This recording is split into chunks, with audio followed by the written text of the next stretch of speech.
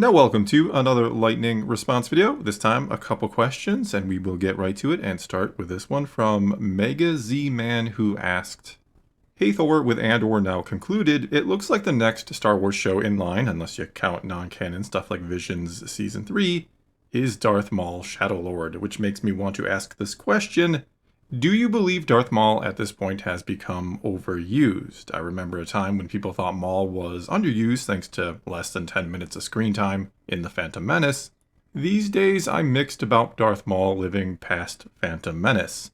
On one hand, the idea of him surviving being cut in half and falling down a seemingly bottomless pit is a silly idea on paper, and in hindsight has opened the gateway for other characters that were previously established as dead to come back to life. Somehow Palpatine returned. On the other hand, I like the way Maul was characterized in Clone Wars and Rebels, and I believe the writers of those shows did the best they could with such a silly concept. Sam Witwer's vocal performance brings depth to Maul's character in a way that hasn't been seen before on screen. The problem now is that Maul's story is complete right now thanks to Rebels Season 3, and all this coming show does now is give us more Darth Maul content for the sake of content. I could definitely understand why some people would want this show, but I'm not so sure that it is necessary since we already know how Maul's story ends. Alright, so first of all, when it comes to this show, I'm sort of in the same boat as you are. I'm interested in this show. I'm kind of excited for it. I hope it's good. I like Darth Maul. I agree he was underused in Phantom Menace, and there was an argument to bring him back and to give him an actual story, and the story we get in Clone Wars that goes on through Rebels is pretty dang good. However, like you pointed out, it did seem to open Pandora's box. It did seem to pave the way for other characters to somehow return, and now here we are. It feels like any character could come back at any time. Maybe not quite that bad, but it does feel like no one is ever really gone, and it does take away the stakes when you see a character die, and there is always that lingering question in the back of your mind, is this actually his death or their death, or are they going to come back some way, somehow, somewhere else? Anyway, you're not the only one who is kind of asking the question of, do we need the Maul show? Which, I mean, in the grand scheme of things, do we need anything Star Wars? It's not a necessity of life. I mean, we could live without it in theory. I mean, some of us are big fans and would really, really miss it. But we don't really need anything Star Wars, technically.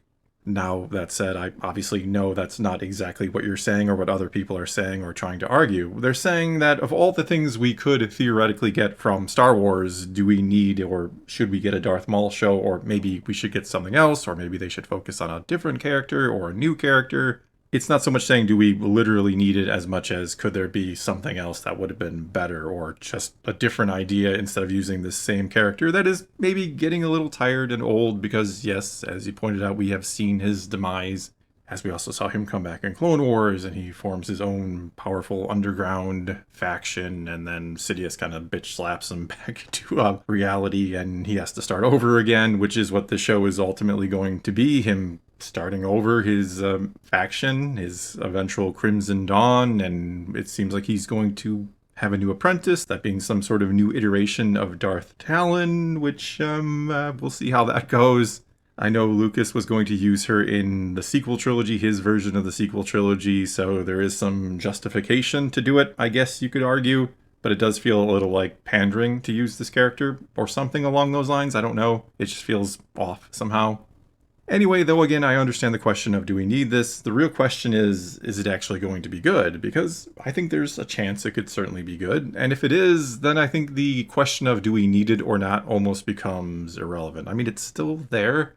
I'm not saying you're foolish for asking it, or anybody who's doubting the need of the show is foolish. That's not what I'm saying at all. Instead, what it comes down to is whether or not it is actually an enjoyable experience to sit there for 30 minutes each week for 12 or 16 episodes a season, for however many seasons.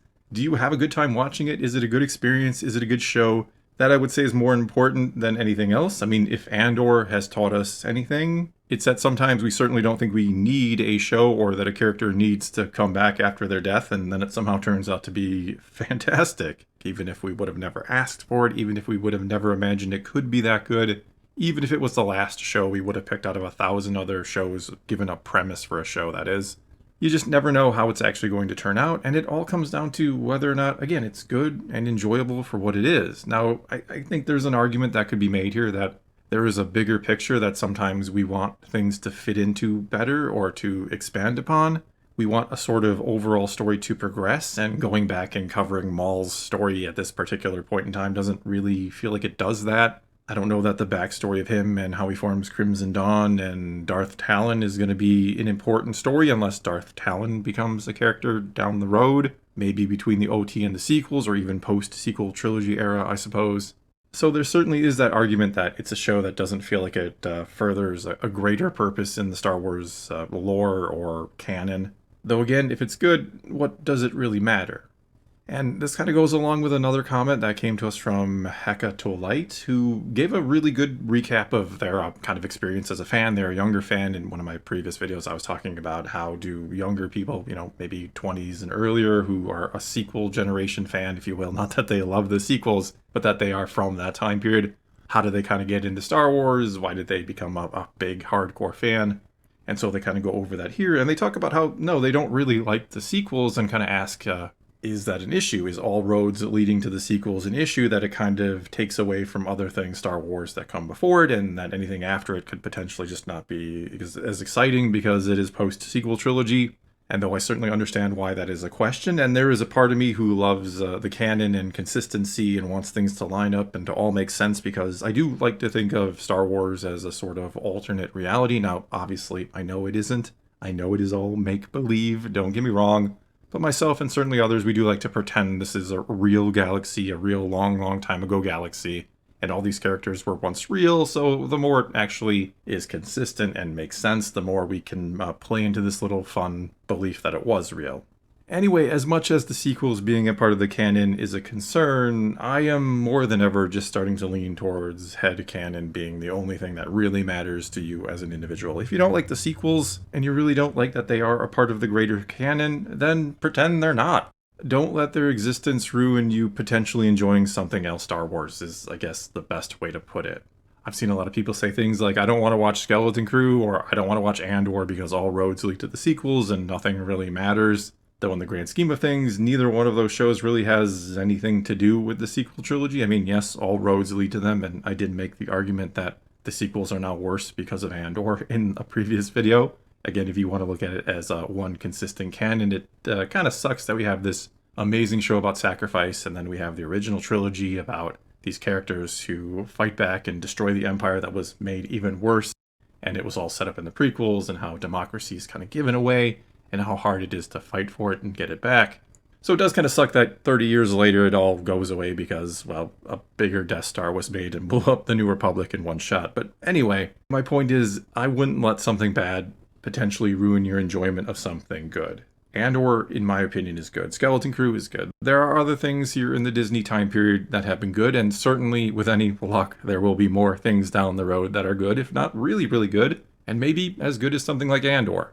And so, though, again, I get all the arguments against it, like all roads lead to the sequels, or I don't want to give Disney my money because I just don't approve of what they've done to Star Wars or approve of them as a company. And if that is your stance, I totally get that.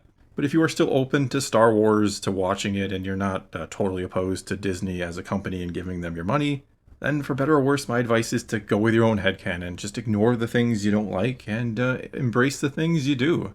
And by doing that, by people watching Andor or watching Skeleton Crew or watching whatever they think is good, that tells Disney that, hey, this is the stuff we actually want. This is good Star Wars. Don't make that other stuff. So you're helping in that respect too. You're helping to potentially, as long as they don't ignore us, you're potentially helping make the franchise better in that respect too. So anyway, to end this ramble, watch what you want to watch, enjoy what you want to enjoy. Don't let other things that weren't so good or that you don't feel belong ruin your enjoyment of Star Wars. And at the same time, do feel free to complain and to grumble about things you don't love about Star Wars so that they potentially don't get made. I am all for people, even if you don't like Andor, which, as you probably know by now, I absolutely love.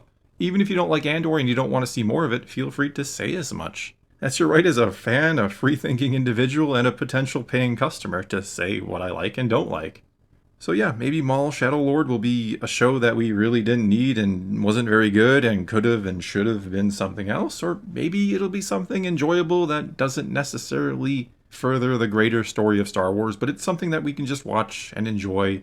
Or maybe it'll be phenomenal. Maybe it's the next Andor and it's perfectly written, and it has a very intriguing story, and it goes in directions we didn't foresee, and all of a sudden our minds are blown, and Star Wars has been expanded, and they make Darth Talon the next greatest character that they carry forward into the post-sequel trilogy time period, and it'll all work out.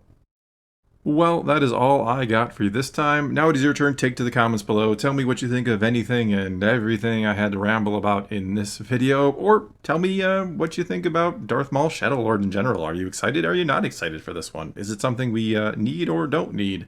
You can also ask a question for a future lightning response video. Just start your comment off with "Hey Thor," ask your question. I'll answer it in a future video. But anyway, until next time, thanks for watching.